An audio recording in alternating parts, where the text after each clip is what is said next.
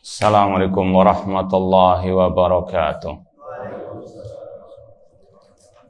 Innal hamdalillah nahmaduhu wa nasta'inuhu wa nastaghfiruh wa na'udzu billahi min syururi anfusina wa min sayyiati a'malina.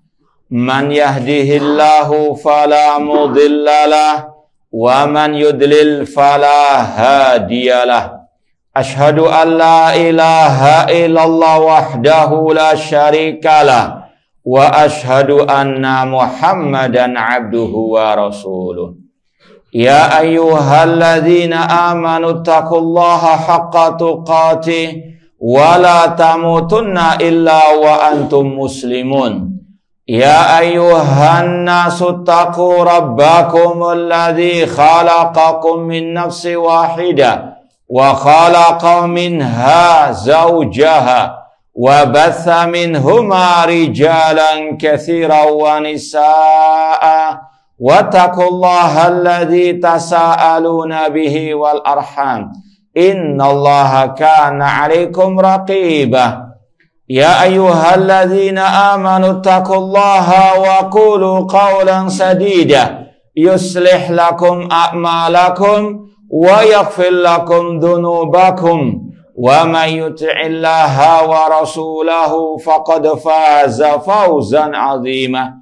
Amma ba'd, fa inna asdaqal hadits kitabullah wa khairal hadi hadi Muhammadin sallallahu alaihi wasallam wa syarrul umuri muhdatsatuha wa kullu muhdatsatin bid'ah wa kullu bid'atin dhalalah wa kullu dhalalatin finnar.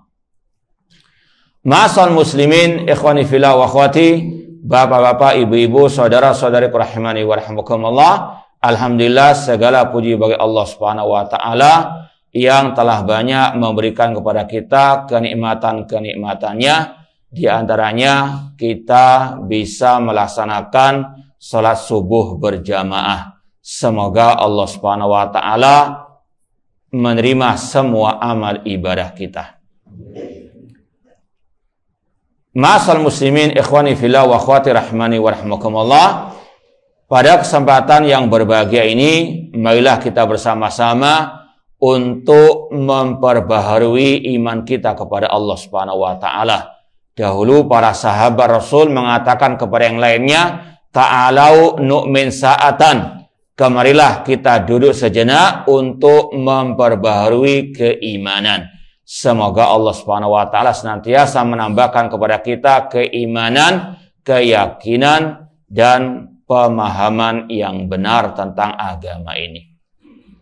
Sebagaimana telah diumumkan, insya Allah kajian kita pada pagi hari yang berbahagia ini berkaitan dengan fikih zikir selesai salat. Ma'asal muslimin rahimani wa rahimakumullah. Allah Subhanahu wa taala berfirman di dalam surat Al-Ahzab ayat 21, laqad kana lakum fi rasulillahi uswatun hasanah. Sungguh telah ada suri teladan yang baik bagi kalian pada diri Rasulullah sallallahu alaihi wasallam.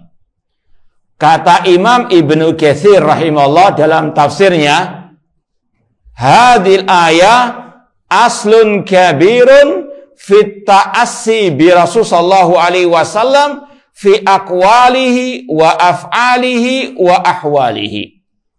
Sekali lagi kata Imam Ibnu Katsir Asy-Syafi'i rahimahullah, ayat ini merupakan landasan yang sangat kokoh, yang sangat besar, yang sangat agung dalam kita meneladani, mengikuti ajaran Rasul, baik yang berupa ucapan dan perbuatan dan segala keadaan beliau. Dan keutamaan mengikuti ajaran Rasul, ittiba kepada ajaran Rasul sangat amat banyak. Di antaranya firman Allah dalam surat Ali Imran ayat ke-31, qul in kuntum tuhibbunallah fattabi'uni yuhibbukumullah. Katakan wahai Nabi Muhammad, jika kalian wahai kaum muslimin cinta kepada Allah, maka ikutilah aku, yaitu Rasulullah SAW. Pasti Allah akan mencintai kalian dan akan mengampuni dosa-dosa kalian. Semoga Allah menjadikan kita termasuk orang-orang yang dicintainya, dan semoga Allah mengampuni segala dosa kita. Maka selayaknya bagi seorang muslim dan muslimah untuk senantiasa mengikuti ajaran Rasul. Apalagi ini merupakan salah satu konsekuensi mengucapkan kalimat syahadat wa anna Muhammadar Rasulullah. Ya, karena ucapan wa asyhadu anna Muhammadar Rasulullah bukan sekedar ucapan di bibir saja. Kalau sekedar ucapan di bibir, apa bedanya kita dengan orang-orang munafikin? Seperti yang Allah firmankan dalam awal surat Al-Munafikun. Idza ja'akal munafiquna qalu idza ja'akal munafiquna qalu nashhadu innaka la Rasulullah.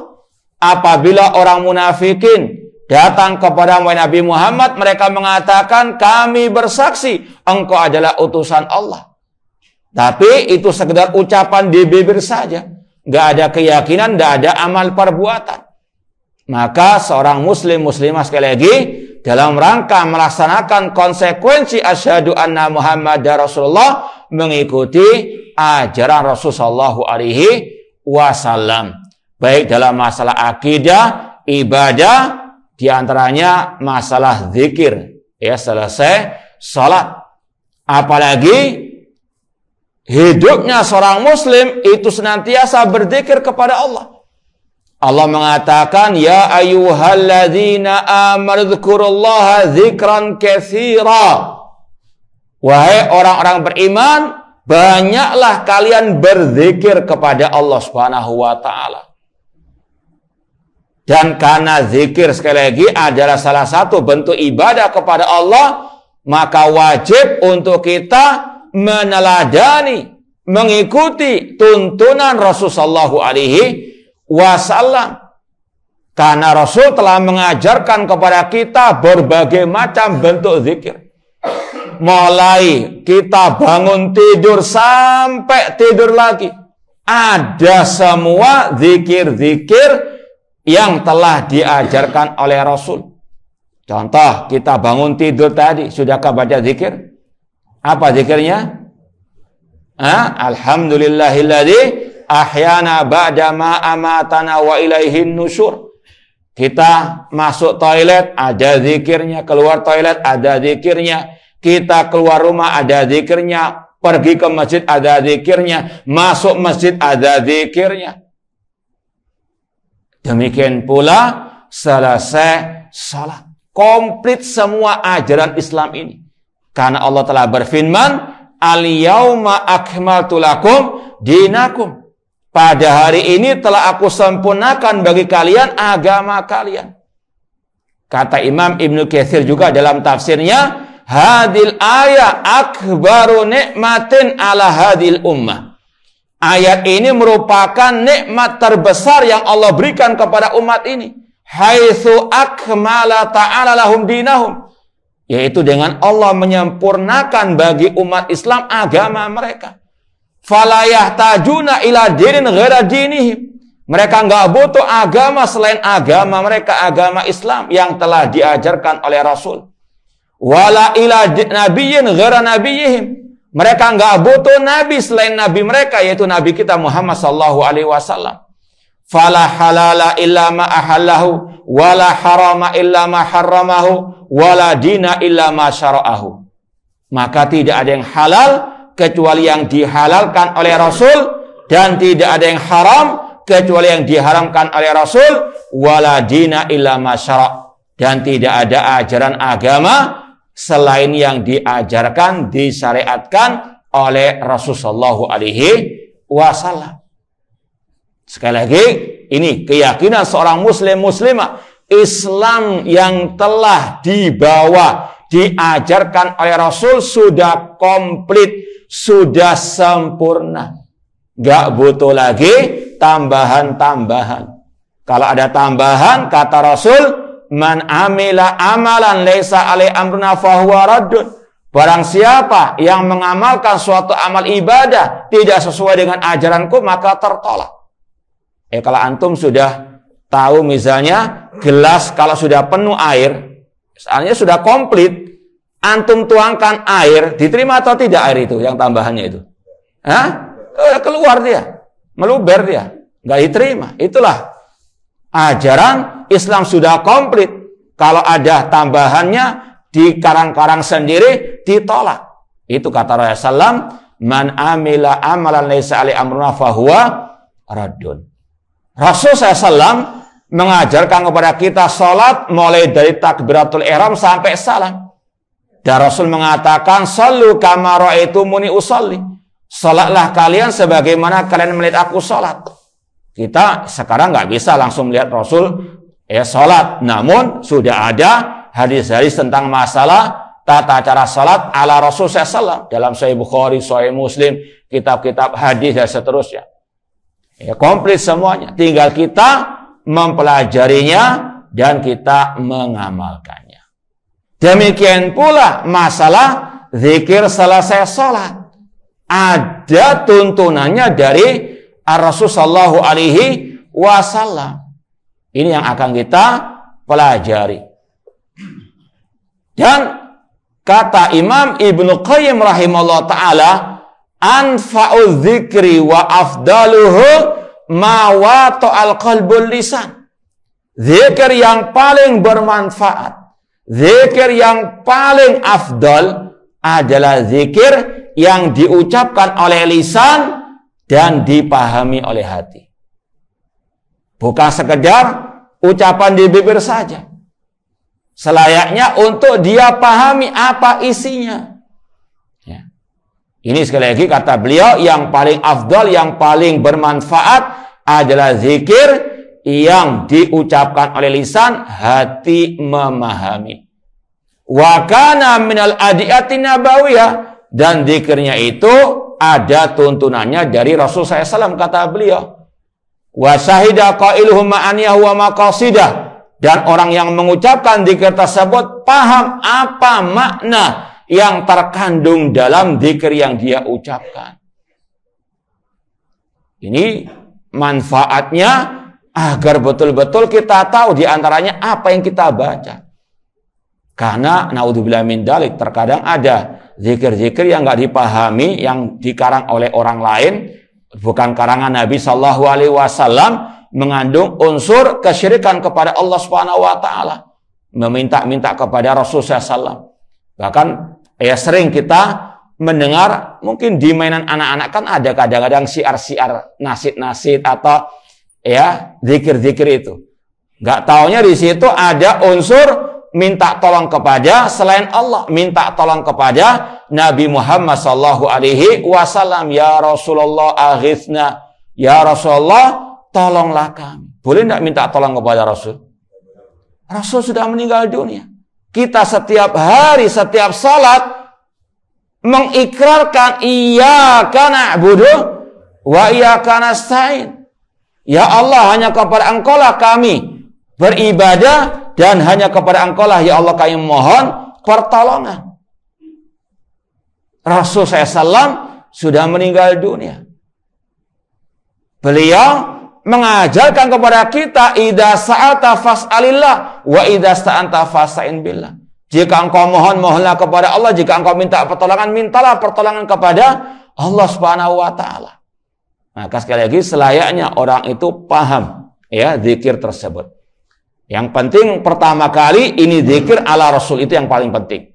Nggak mungkin zikir yang ada dalilnya dari Rasul ada penyimpangan dalam makna, nggak mungkin. Maka sekali lagi pegang erat zikir-zikir yang Rasul ajarkan. Kemudian setelah kita tahu itu ada dalilnya, ada dasarnya, baru kita pahami apa maknanya. Ini yang kita ingin tekankan di sini. Fikih zikir setelah atau selesai sholat. Fikih itu artinya pemahaman. Allah berfirman, man yuridillahu bihi khairan yufaqihu fiddin. Barang siapa yang Allah kehendaki kebaikan padanya, Allah faqihkan, Allah berikan fikih, yaitu pemahaman yang benar dalam urusan agama ini. Di antaranya fikih zikir. Banyak zikir-zikir yang Rasul ajarkan selesai sholat. Ya, silakan nanti dilihat lebih lanjut, lebih terperinci dalam buku-buku masalah zikir. Contoh di antaranya Hisnul Muslim ini, yaitu kumpulan zikir-zikir ala Rasul. Ya, semuanya zikir bangun tidur, mau tidur, zikir pagi petang, dan di antaranya zikir selesai sholat. Ya, tentunya berdasarkan min azkar kita wa sunnah, yang merupakan bagian dari zikir-zikir yang ada dalam Al-Quran dan Sunnah Rasulullah SAW. Di antaranya dalam Sahih Muslim dari sahabat namanya Thauban radhiyallahu ta'ala anhu, kata beliau, kana Rasulullah SAW idza insarafa min salatihi istaghfara thalathan. Rasul SAW selesai salat itu langsung zikirnya istighfar 3 kali. Rasul selesai salat, kata Thauban, istighfar 3 kali. Di sini ada beberapa poin yang perlu kita sampaikan tadi. Yang pertama, Rasul telah mengajarkan berbagai macam bentuk zikir. Di antaranya zikir selesai apa? Salat.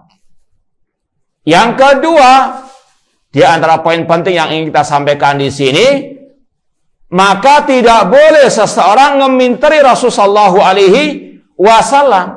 Rasul mengajarkan zikir-zikir seperti ini, kok mereka apa? Ngarang zikir lagi. Ini sekali lagi meminteri Rasulullah SAW. Sedangkan Rasul mengatakan, iyyakum wa muhdatsatil umur.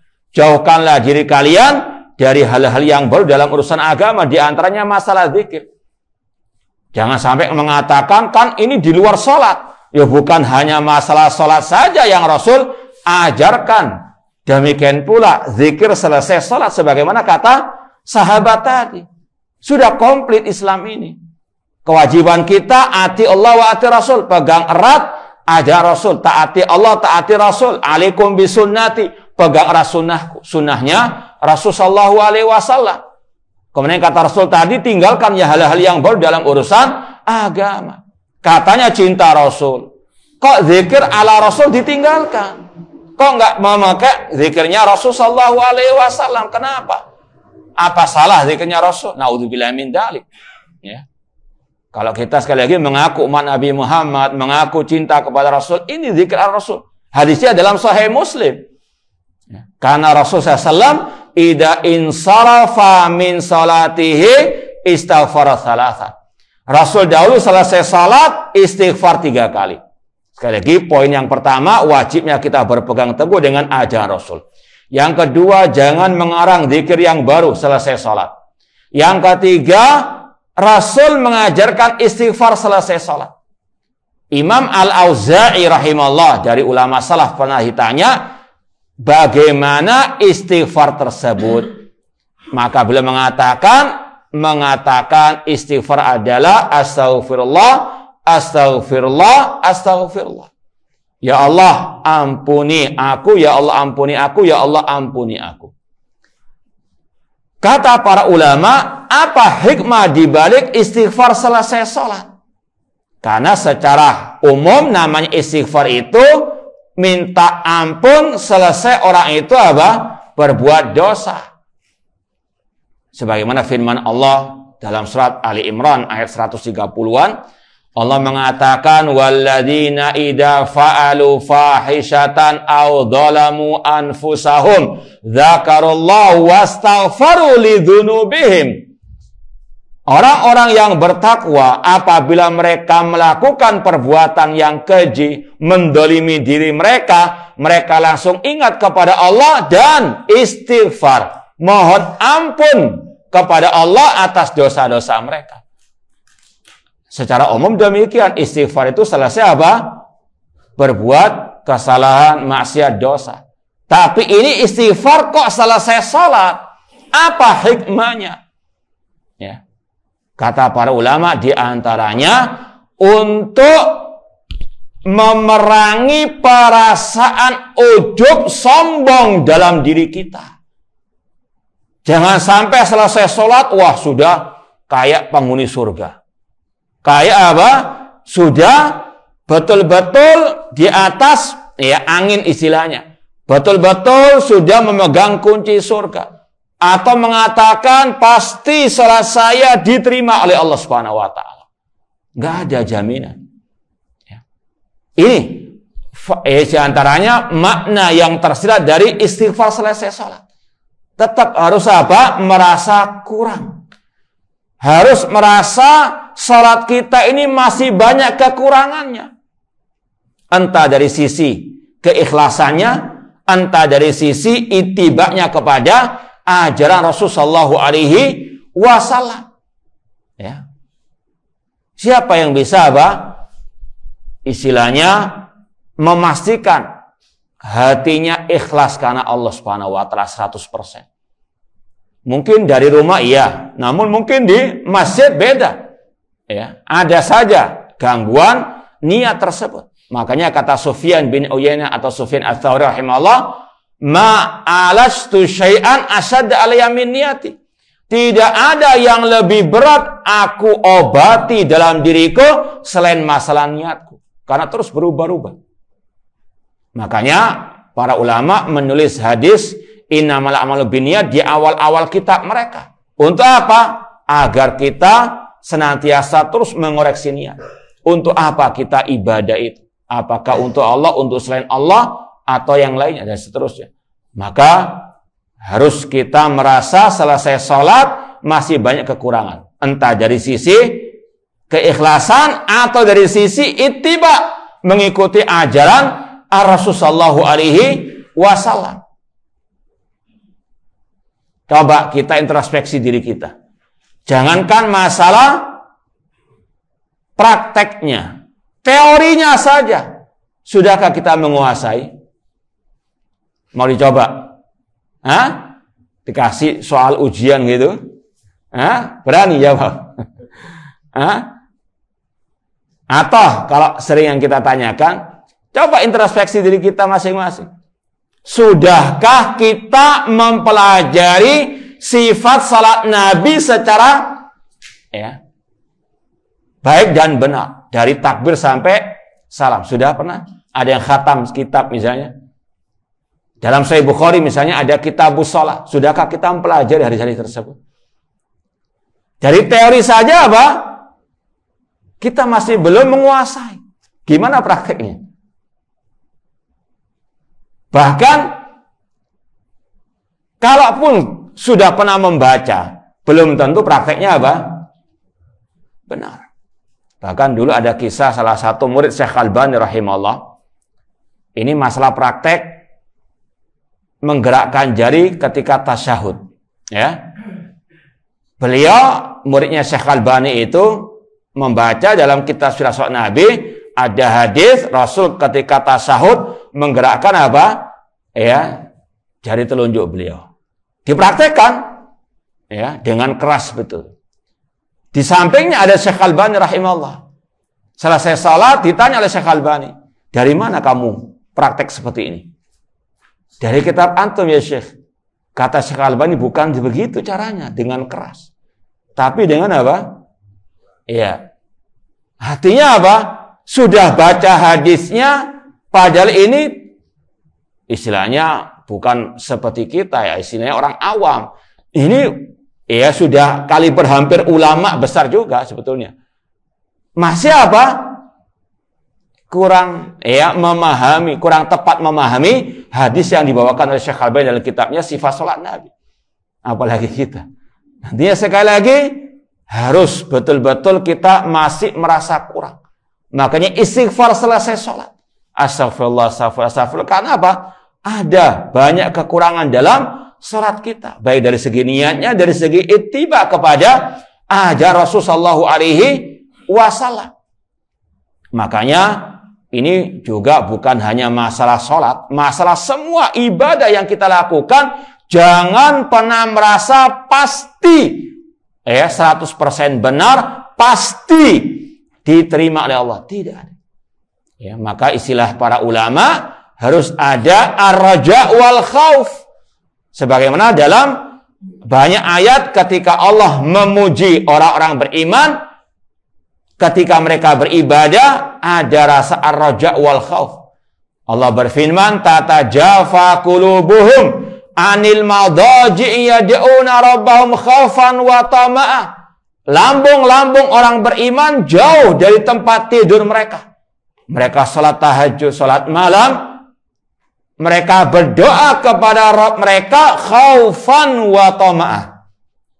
Dengan penuh rasa khawatir, rasa takut tidak diterima ibadahnya, dan sekaligus ada rasa berharap. Itu. Biar seimbang.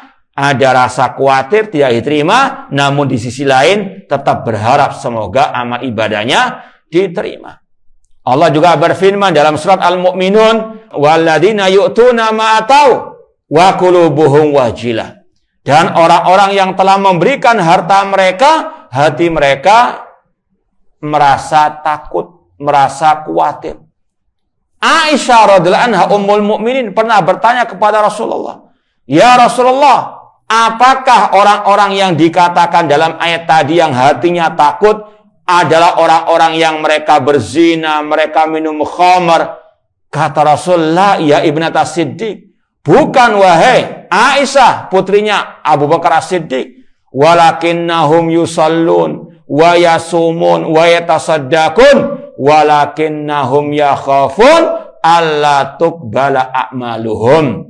Kata Rasulullah SAW, bukan wahai Aisyah, yang dimaksud oleh Allah yang hati mereka takut adalah orang-orang yang salat, yang puasa, yang bersedekah, namun hati mereka takut amal mereka tidak diterima oleh Allah Subhanahu wa taala. Jangankan kita, Nabi Ibrahim alaihissalam, Khalilullah, kekasih Allah, selesai membangun Ka'bah bersama putranya Ismail, beliau masih berdoa kepada Allah, Rabbana taqabbal minna. Ya Allah, terimalah dari kami ibadah ini.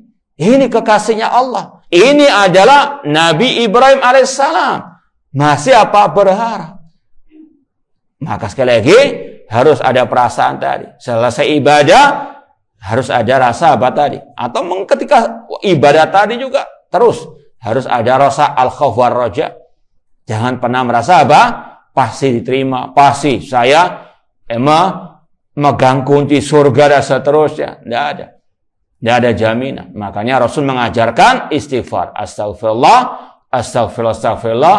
Sekali lagi, makna yang tersirat, ada kewajiban untuk kita memerangi perasaan ujub dan sombong.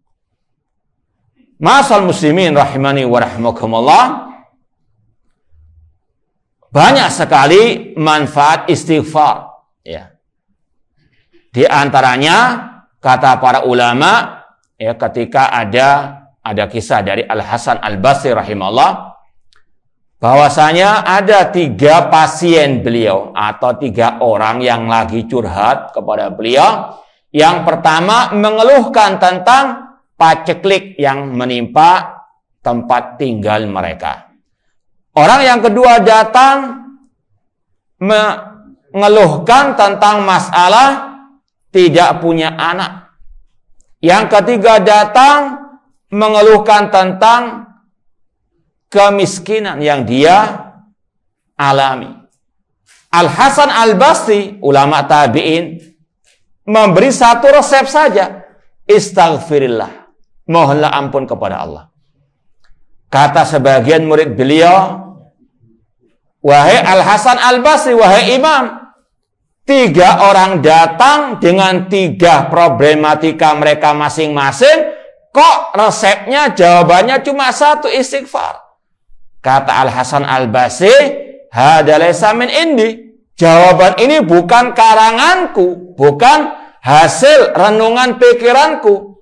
Namun itu adalah firman Allah dalam surat Nuh, istaghfiru rabbakum innahu kana ghaffara yursilis sama'a 'alaikum midrara wa yumditkum bi amwalin wa banin. Kata Allah, mintalah ampun kepada Allah, beristighfarlah kepada Allah, karena Allah Maha Pengampun lagi Maha Penyayang. Apa hasil dari istighfar? Kata Allah, yursilis sama alaikum midrara. Allah akan menurunkan hujan yang lebat kepada kalian, dan akan Allah berikan kepada kalian amwal, harta yang banyak, dan anak yang banyak. Ini diantara faedah istighfar. Kemudian dalam hadis tadi, hadis Thauban, kata Thauban, Rasul itu istighfarnya cuma 3 kali selesai salat.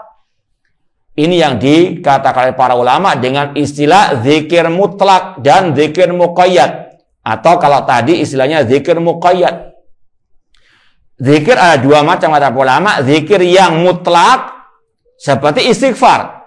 Di luar salat terserah. Antum baca istighfar 10 kali, 20 kali. Rasul istighfarnya selama sehari 100 kali. Atau bahkan lebih. Ini apa namanya? Zikir mutlak, terserah. Nggak dilarang. Antum daripada ngelamun, misalnya nyupir mobil, nyetir mobil, banyak istighfar, banyak bertasbih, terserah berapa bilangannya, nggak usah dihitung sudah. Istighfar yang banyak, berzikir yang banyak. Sebagaimana firman Allah tadi, udzkurullah dzikran katsira. Ini zikir mutlak yang tidak terikat oleh waktu, oleh bilangan. Jadi zikir mutlak itu zikir, tentunya sekali lagi intinya yang ada ajarannya dari Rasul, seperti tasbih, tahmid, takbir, istighfar, terserah. Di waktu kapan saja, tentunya selain yang di toilet, misalnya tempat-tempat yang nggak layak. Namun selain itu terserah. Zikir apa saja dengan bilangan yang nggak ditentukan terserah. Namanya apa? Zikir yang mutlak. Rasul pernah ditanya atau dimintai wasiat oleh seorang sahabat, kata Rasul, la yazalu lisanuka radban min dzikrillah. Senantiasa lisanmu basah dengan zikir kepada Allah. Terserah mau zikir istighfar, tasbih berapa kali terserah. Ya. Ini namanya zikir apa? Mutlak. Tapi ada zikir muqayyad yang terikat dengan waktu dan bilangan. Jangan apa diganti-ganti, jangan dirubah-rubah. Rasul tadi kata Thauban istighfar selesai salat. Jangan diganti dengan membaca surat misalnya Al-Baqarah. Kan baca Al-Quran baik Ustaz. Iya baik, cuma bukan pada waktu apa? Bukan tempatnya. Betul enggak? Coba sekarang antum salat takbir Allahu Akbar langsung baca surat Al-Baqarah. Boleh enggak? Enggak baca Al-Fatihah. Kan lebih panjang Al-Baqarah Ustaz, ya? Kan lebih banyak pahalanya. Boleh enggak? Enggak boleh. Sudah ada ketentuannya. Kalau mau baca Al-Baqarah silakan, di luar itu. Jadi sekali lagi yang sudah ada ketentuannya jangan dirubah-rubah. Istighfar apa? 3 kali. Dari segi apa lafadznya, dari segi apa bilangannya. Jangan diganti-ganti. Loh gimana kalau saya istighfar 10 kali? Kita katakan tidak boleh. Rasul apa 3 kali? Jangan meminteri siapa? Rasul sallallahu alaihi wasallam. Kok nggak sekalian salat subuh 10 rakaat? Kan baik, pahalanya kan dapat banyak. Hah? Sama dengan ini. Kalau sudah ada ketentuan bilangannya, ya sudah, ikuti apa kata Rasul sallallahu alaihi wasallam. Jadi ini namanya apa? Zikir muqayyad. Zikir yang terikat dengan waktu dan bilangan. Paham insyaallah ya? Jadi bedakan zikir. Bukan kita nggak melarang orang berzikir, silahkan. Cuma tadi perhatikan mana itu zikir mutlak, mana zikir apa? Muqayyad yang sudah terikat dengan waktu dan bilangannya. Jangan sampai apa? Dirubah-rubah. Ini zikir yang pertama selesai sholat istighfar 3 kali. Kemudian kata Thauban, kemudian Rasul meneruskan dengan ucapan Allahumma antas salam wa minkas salam tabarakta dzal jalali wal ikram. Ya sudah ada. Ya, urut-urutannya ada. Lengkap ya, zikir selesai salat. Allahumma antas salam. Ya Allah, engkau adalah as-salam. Allahumma antas salam, kata para ulama, as-salam termasuk salah satu al-asma'ul husna. Sedikit kita pelajari tentang tauhid asma wa sifat. Wajib kita yakini nama Allah itu tidak terbatasi oleh bilangan tertentu. Nama Allah banyak, tidak ada yang tahu jumlahnya kecuali Allah Subhanahu wa taala. Mana dalilnya?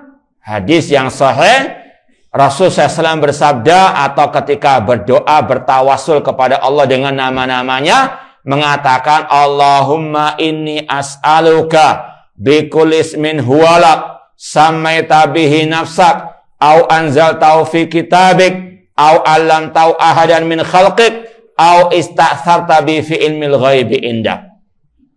Ya Allah, aku memohon kepadamu dengan semua nama yang engkau miliki. As'aluka bi kulli ismin huwalak sammaita bi nafsak, yang engkau namakan dirimu dengannya. Au anzaltahu fi kitabik, atau yang engkau turunkan dalam kitabmu, atau yang engkau ajarkan kepada salah satu dari hambamu, atau yang engkau simpan dalam ilmu ghaibmu. Kata para ulama, ada nama-nama Allah yang Allah simpan dalam ilmu ghaibnya. Ada yang tahu ilmu ghaibnya Allah? Hah? Ada yang tahu enggak? Kalau tahu angkat tangan. Hah? Enggak ada yang tahu ilmu ghaib. Allah mengatakan, "Qul la ya'lamu man fis samawati wal ardil ghaiba illallah." Katakan wahai Nabi Muhammad, tidak ada yang tahu yang ghaib di langit maupun di bumi kecuali Allah. Di antaranya tentang berapa jumlah nama-nama Allah Subhanahu wa taala. Allah simpan sebagiannya dalam ilmu ghaibnya. Kalau ada yang bertanya, "Ya Ustadz, bagaimana dengan hadis inna lillahi tis'atan wa tis'ina isman?" Allah memiliki 99 nama. Maka kata para ulama, itu bukan pembatasan. Itu sebagian dari nama Allah. Kalau dilanjutkan hadisnya, man ahsaha dakhalal jannah.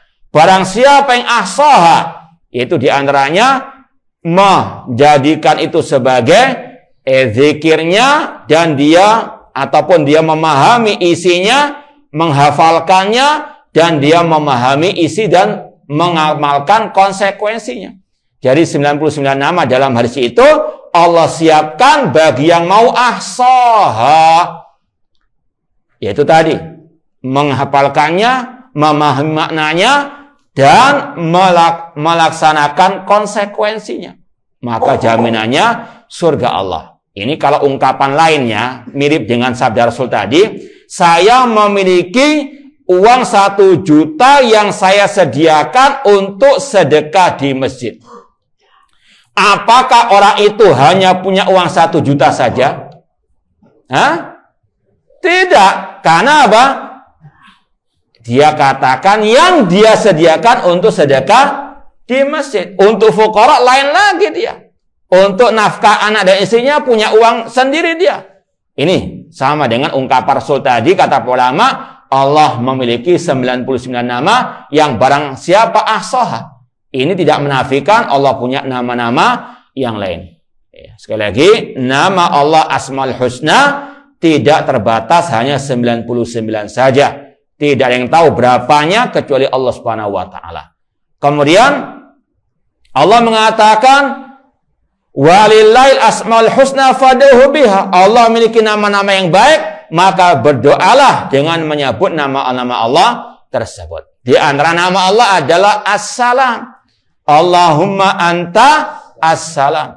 Wallahu alladzi la ilaha illa huwa al-malikul quddus as-salam. Lalu apa makna as-salam? Ini yang juga selayaknya dipelajari. Fikih al-asmaul husna. Mempelajari apa makna dari al-asmaul husna tadi.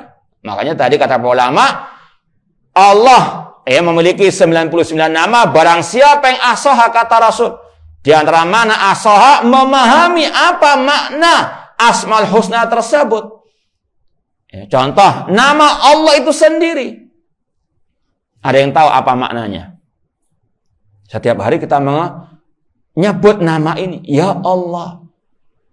Astagfirullah. Subhanallah. Allahu Akbar. Apa makna Allah? Itu dibahas oleh para ulama. Ada pembahasan tersendiri. Apa makna Allah itu? Ada yang jawab? Biar nggak ngantuk. Nah ini setiap hari kita baca. Mulai kecil kita baca. Apa maknanya?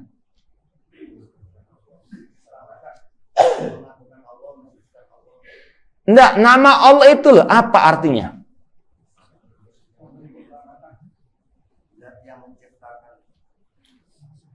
Itu Al-Khaliq, Pak. Berkaitan dengan Allah Al-Khaliq. Kan ini semua nama Allah ada makna-maknanya. Allah Ar-Rahman, Ar-Rahim, Al-Malik, Al-Qudus, Allah. Nah, ini Allah itu sendiri apa artinya? Hah? Itu Al-Ahad. Kalau tadi yang Maha Mencipta Al-Khaliq. Beda. Setiap nama Allah punya makna tersendiri. Allah, kata Abdullah bin Abbas radhiyallahu taala anhuma. Abdullah bin Abbas radhiyallahu anhuma seorang sahabat Rasul yang didoakan Rasul, Allahumma faqihhu fiddin wa alimhu ta'wil. Ya Allah, pahamkanlah Abdullah bin Abbas tentang masalah agamamu dan ajarkan lihat tafsir Al-Qur'an. Abdullah bin Abbas mengatakan Allah artinya dzul uluhiyati wal ubudiyati ala khalqihi jami'an. Zat yang disembah, diibadahi oleh makhluk-makhluknya. Itu arti Allah. Saya ulangi lagi, kata siapa tadi? Abdullah bin Abbas, seorang sahabat Rasul, sepupunya Rasul, ahli tafsir di kalangan para sahabat Rasul. Beliau mengartikan Allah adalah zat yang diibadahi, disembah oleh seluruh makhluk-makhluknya, oleh makhluk-makhluknya. Paham? Ya, jadi sekali lagi, setiap nama Allah ada maknanya, ada artinya. Makanya para ulama menulis kitab-kitab, di antaranya masalah fikih al-asmaul husna. Di antaranya Syekh Dr. Abdul Razak bin Abdul Muhsin Al-Abbad Al-Badr. Ya. Guru kita di kota Al-Madinah. Beliau menulis kitab Fikih Al-Asmaul Husna. Alhamdulillah, saya salah satu yang menerjemahkan buku itu. Ya, bukunya tebal sekali, mungkin bisa dicari itu. Bagus sekali tentang ada kaidah-kaidah memahami tauhid asma wa sifat, kemudian ada Fikih Al-Asma'u Al-Husna.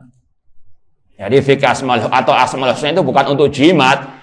Fikih asmaul husna atau asmaul nama-nama Allah itu bukan untuk hiasan. Namun nama Allah, kata Rasul tadi, untuk kita kalau bisa menghafalkannya, kalau kita bisa memahami isinya dan mengamalkan konsekuensinya. Apa makna mengamalkan konsekuensinya? Yaitu diantaranya kalau kita tahu Allah itu artinya yang disembah, diibadahi, maka wajib kita menyembah hanya kepada Allah. Kita wajib beribadahnya kepada Allah. Iyyaka na'budu wa iyyaka nasta'in. Itu konsekuensi kita mengamalkan atau mengamalkan konsekuensi dari al-asma'u al-husna.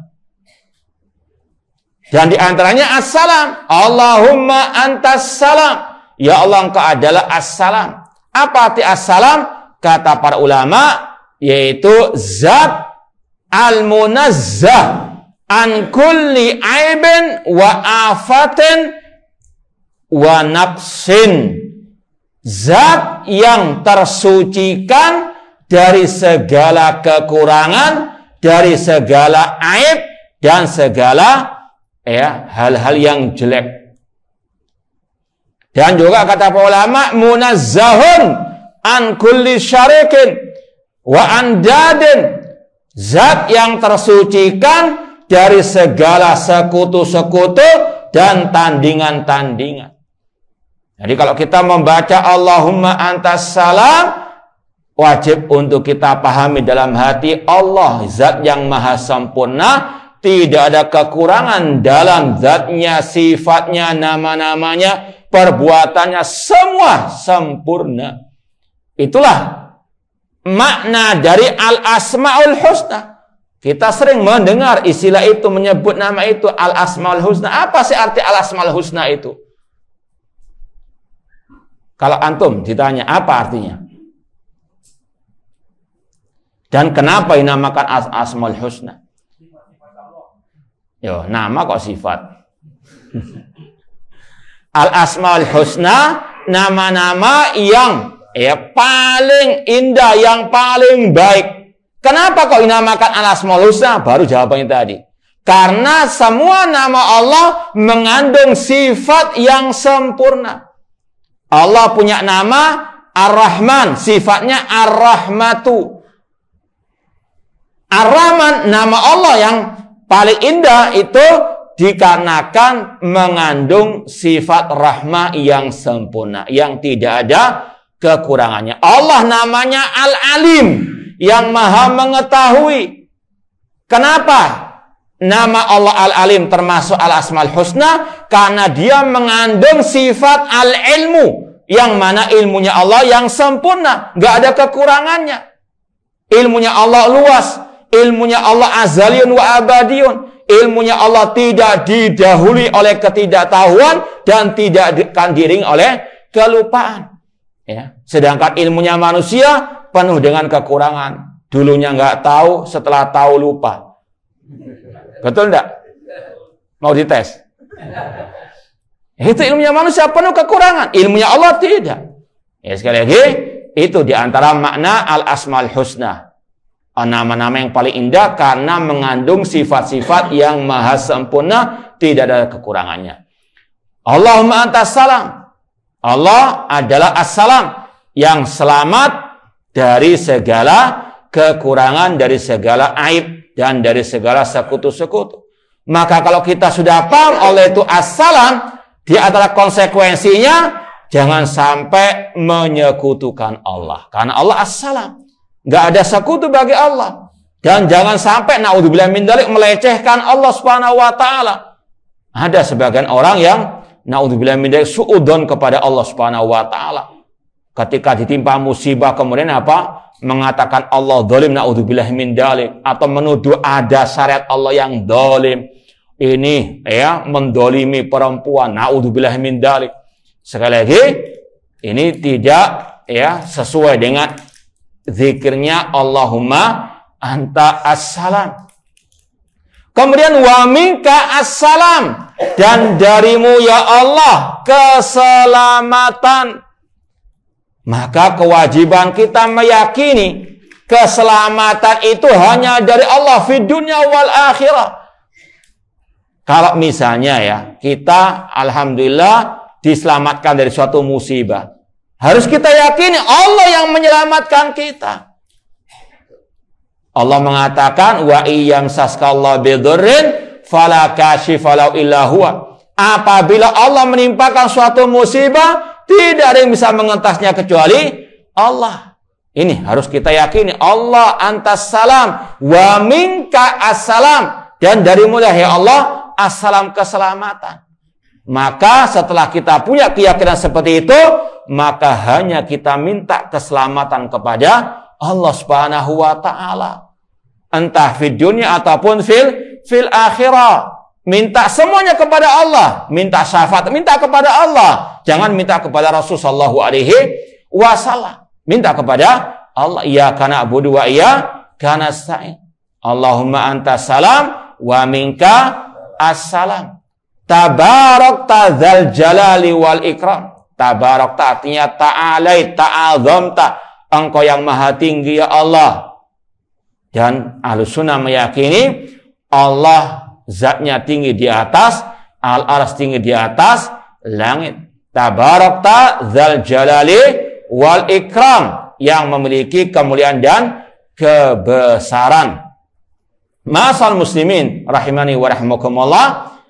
Kemudian kalau kita mau tambahkan banyak zikir-zikir selesai salat, Dan yang paling banyak dibaca selain tasbih, tahmid, takbir adalah kalimat tauhid la ilaha illallah. Itu diulang-ulang berkali-kali. Ini saya tunjukkan di buku zikir ini. Di antaranya dalam kitab Hisnul Muslim disebutkan dalam Sahih Bukhari Muslim hadisnya Rasul mengajarkan zikir la ilaha illallah wahdahu la syarikalah lahul mulku walahul hamdu wa huwa ala kulli syai'in qadir. Kemudian Allahumma la mani alima atait wa la mu'ti alima manat wa la yanfadzal jadil min kajat. Kemudian ada lagi la ilaha illallah wahdahu la syarikalah lahul mulku wal hamdu wa huwa ala kulli syai'in qadir. La ilaha illallah la haula wala quwata illa billah. La ilaha illallah. Ini menunjukkan bagaimana selesai zikir atau selesai salat selesai salat kita digembleng dengan at-tauhid dan at-tauhid. Ya. Menunjukkan bagaimana pentingnya at-tauhid. Harus kita betul-betul pahami ketika kita membaca zikir la ilaha illallah. Artinya yang benar, la ma'buda bihaqqin illallah. Tidak ada yang berhak diibadai dengan benar kecuali Allah. Tidak ada sesembahan yang hak kecuali Allah. Itu arti yang benar. Ya, mungkin satu saat penuh kita kaji lebih terperinci lagi tentang la ilaha illallah, keutamaannya, makna yang benar, makna yang kurang benar, dan rukun-rukunnya, syarat-syaratnya, pembatal-pembatalnya. Karena ini berkaitan dengan kalimat syahadat yang kita ucapkan la ilaha illallah. Ini merupakan pondasi ahli Islam. Tapi intinya di dalam zikir-zikir ini Rasul ajarkan kalimat tauhid. La ilaha illallah wahdahu la syarikalah lahul mulku wal hamdu wa huwa ala kulli syai'in qadir. Ini kita kupas sedikit maknanya. La ilaha illallah, tidak ada yang berhak diibadai dengan benar kecuali Allah. Tidak ada sesembahan yang hak kecuali Allah. Dzalika bi annallaha huwal haq wa anna ma yad'una min dunil batil.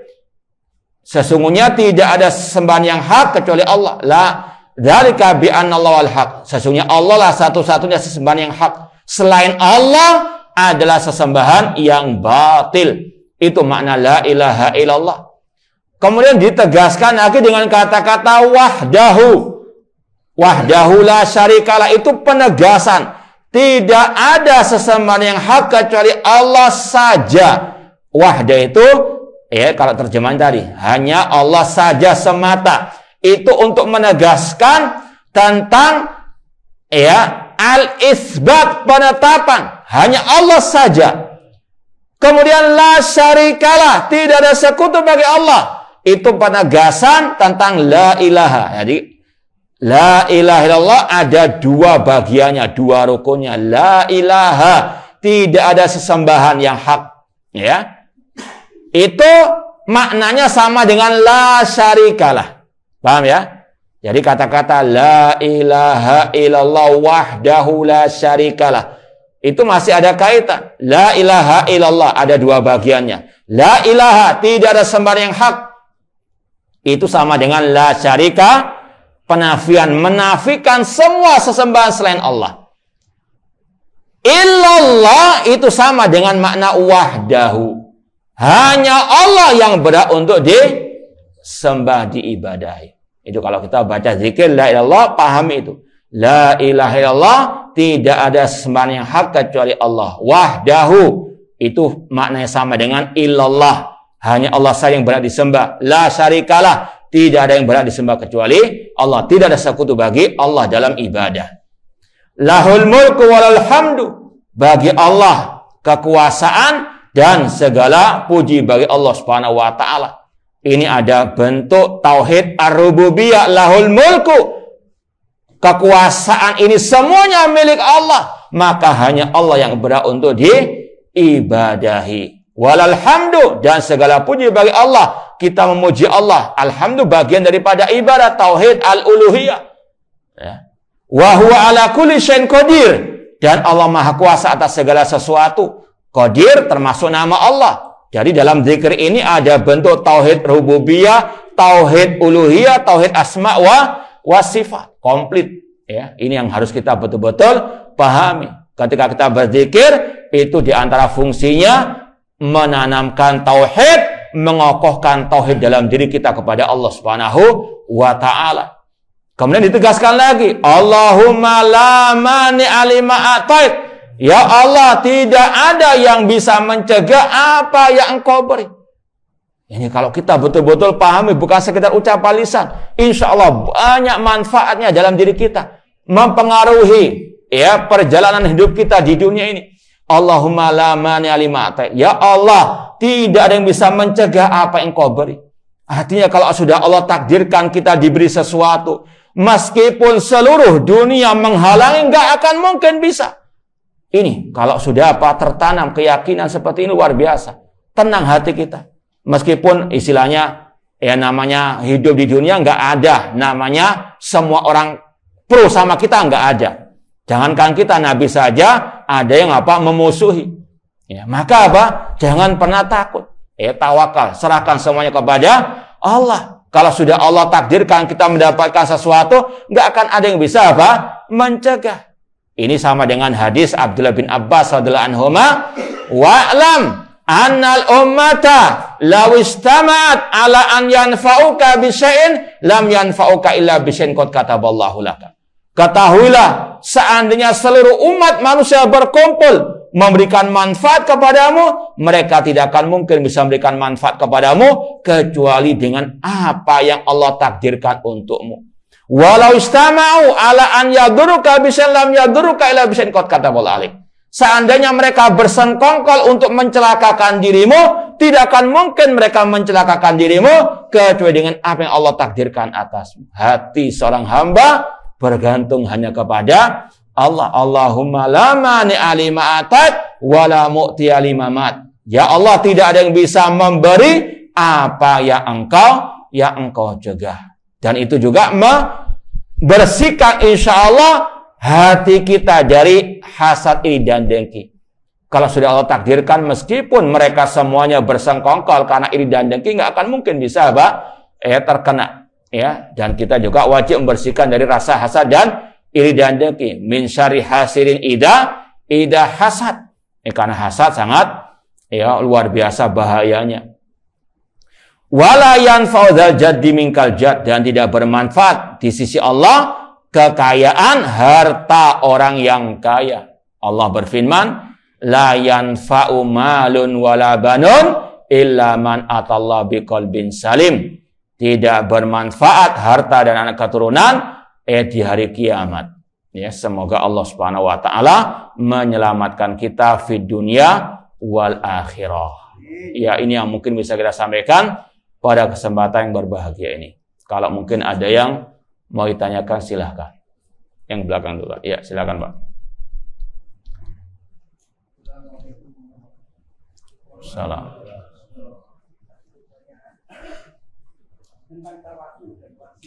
Iya, Pak.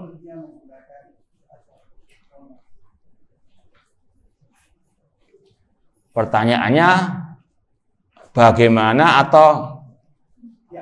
bagaimana tawasul dengan al-asma'u al-husna? Yang pertama kita sampaikan, tawasul yang disyariatkan yang ada ajarannya dalam Islam ada 3, yaitu yang pertama tawasul dengan al-asma'ul husna. Dalilnya tadi surat Al-A'raf ayat 180.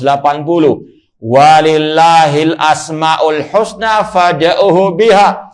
Allah memiliki nama-nama yang baik atau yang paling baik, maka berdoalah dengannya, dengan menyebut al-asma'ul husna tersebut. Seperti dalam doa-doa di dalam Al-Quran, di dalam hadis Rasul SAW. Kalau dalam Al-Quran yang paling banyak dengan menyebut nama Allah Ar-Rabb. Ya, Rabbi zidni ilma. Rabbana la tuzigh qulubana. Rabbana atina fid dunya hasanah. Rabbana hab lana min azwajina. Hampir kata ulama, rata-rata dalam Al-Quran doa-doa itu dimulai dengan nama Ar-Rabb. Ya. Dan itu ada makna yang tersirat kata para ulama, yaitu kalau kita namanya berdoa pasti ingin doa kita dikabulkan. Dan masalah mengkabulkan doa itu berkaitan dengan rububiyah Allah. Karena Allah yang memberi, Allah yang mengatur alam semesta. Kita minta rezeki. Kalau Allah memberikan rezeki, ini berkaitan dengan tauhid apa? Rububiyah. Maka kita memohon kepada Allah dengan rububiyahnya tadi. Rabbi zidni ilma, Rabbana la tuzigh qulubana. Itu di antara makna kenapa kok dalam Al-Quran rata-rata doa dimulai dengan nama Rabbi zid, entah Rabbana, entah Rabbi, ya. Namun intinya tadi, hikmahnya, maknanya, karena setiap orang yang berdoa mengharapkan dikabulkan doanya, dan urusan mengkabulkan doa ini berkaitan dengan rububiyah Allah. Allah yang memberi, Allah yang mengatur, dan seterusnya. Paham insyaallah ya?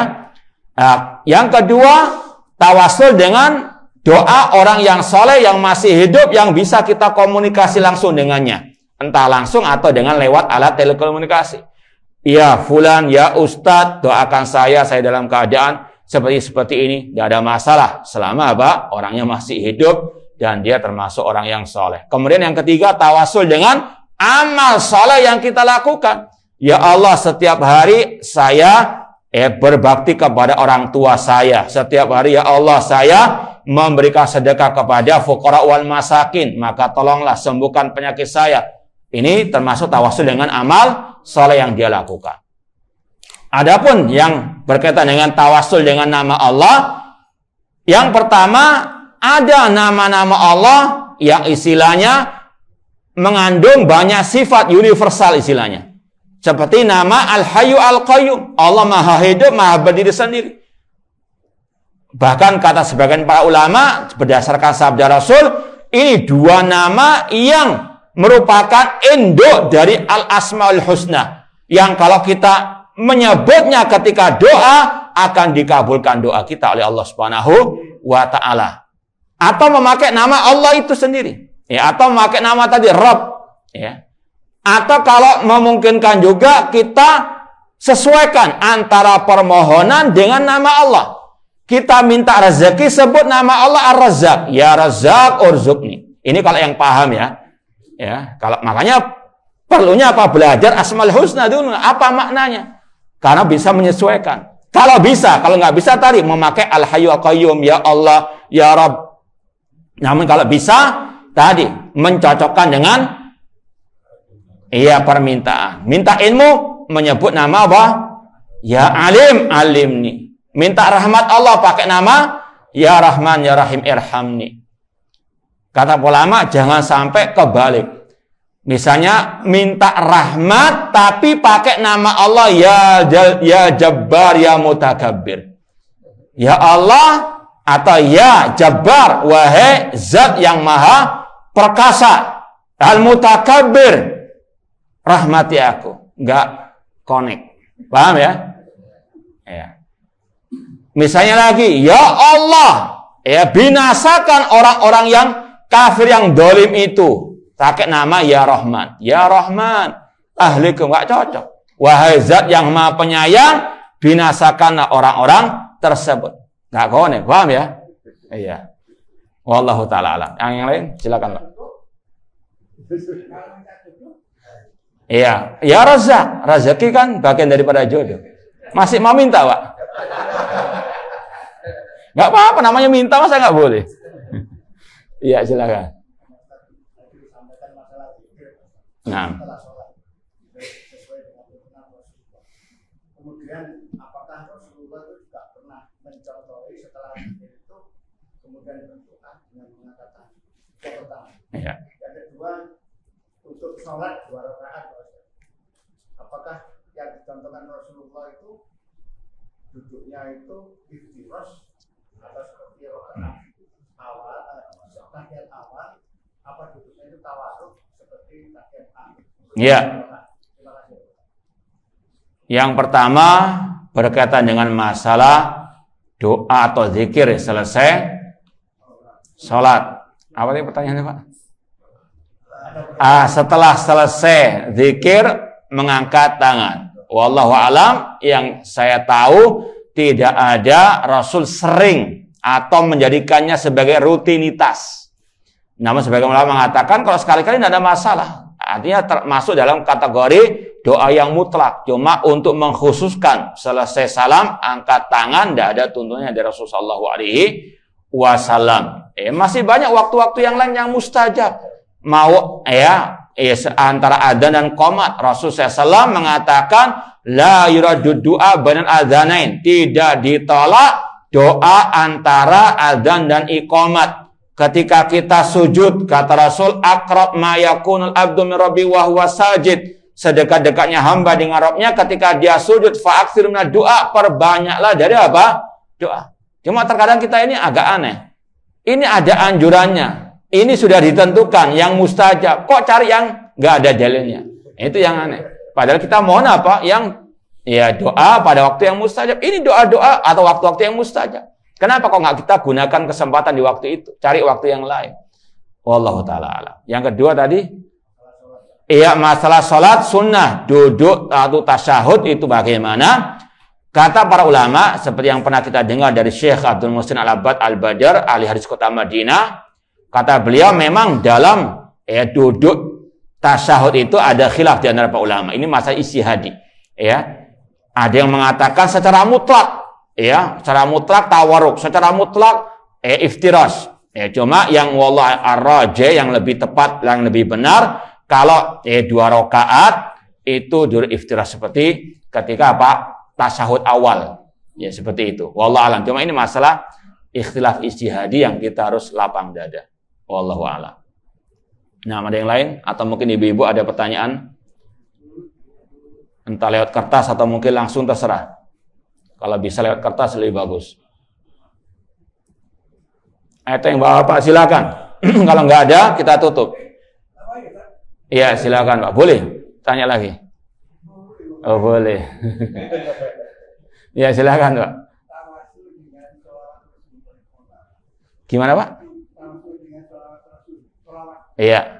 Iya, kalau kita misalnya sering bersolawat kepada Rasul, tentunya dengan solawat-solawat yang syar'i, bukan solawat yang hanya merupakan karangan sendiri atau solawat yang bid'ah, apalagi yang syirik, naudzubillah min dalik. Maka itu termasuk amal ibadah. Solawat termasuk apa? Amal ibadah. Boleh kita tawasul dengannya. Atau dengan ibadah-ibadah yang lain. Kita sering puasa Senin Kamis, kita sering zikir, tidak ada masalah. Nah, nggak ada lagi? Silakan, Pak. Waalaikumsalam. Masalah sholawat. Nah, ada hadis Nabi yang mengatakan bahwa khusus hari Jumat banyak bersolawatlah kepada. Iya. Tapi saya bukan membandingkan dikit dengan dikit yang lain, tapi kalau di Al-Azhar 56 itu semua perintah Allah itu mustahil Allah melakukan kecuali satu, yaitu sholawat. Apa itu? Jadi sholawat itu adalah suatu kepastian diterima. Sementara kalau dikir-dikir yang kita lakukan kan belum tentu 100%. Tapi kalau sholawat malah 1000 karena 10 kali lipat. Tidak ada jaminan apapun dari ibadah kita yang pasti diterima. Sholawat, sholat, puasa, dan seterusnya. Tidak ada jaminan. Karena yang pertama tadi berkaitan dengan masalah niat. Sholawat yang kita ucapkan, niatnya ikhlas atau tidak. Enggak cuma cari apa? Perhatian orang, cari sensasi dan sebagainya. Ini masalah niat. Kemudian masalah ittiba. Sekali lagi, semua ibadah itu harus ada perasaan khauf war roja. Wallahu a'lam.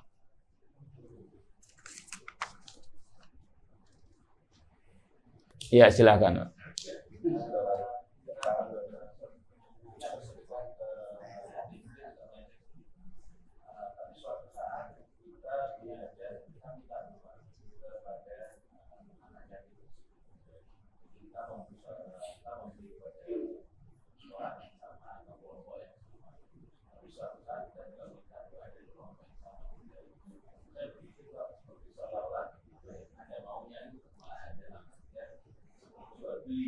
Iya.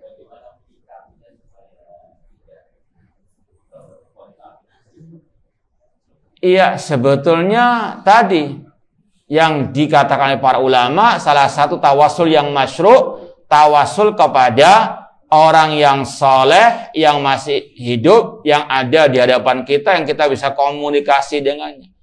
Ya, jangan semua orang yang kita bantu kita minta apa?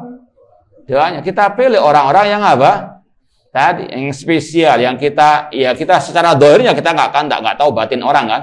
Cuma kita tadi, jangan setiap orang kita kasih sumbangan, tolong doakan saya, jangan. Jangan ketika ketemu sama orang, tolong doakan saya, jangan. Pilih yang spesial orangnya. Makanya dulu ketika Umar bin Khattab menjadi khalifah, ada paceklik, beliau nggak meminta kepada semua orang untuk dalam artian tawassul ataupun istisqa, minta hujan kepada Allah, kecuali lewat orang-orang soleh, di antaranya kepada pamannya Rasul Al-Abbas bin Abdul Muttalib. Dipilih orang-orang yang apa? Memang dianggap luar biasa kesolehannya. Dan itu yang dipraktek oleh para ulama. Jadi sekali lagi, jangan asal ketemu orang, tolong doakan saya. Kayak kita ngasih sumbangan orang, ya. Wallahu ta'ala alam. Lebih baik tadi. Makanya daripada kita apa? Terkontaminasi niat kita, pilih yang lain saja daripada tadi. Wallahu ta'ala alam. Ada yang lain? Atau kita cukupkan sekian? Cukup insyaallah ya? Iya, kurang lebihnya mohon maaf. Wa jazakumullahu khairan atas perhatiannya. Aku qouli hadza wa akhiru da'wana anil hamdulillahi rabbil alamin. Wassalamualaikum warahmatullahi wabarakatuh.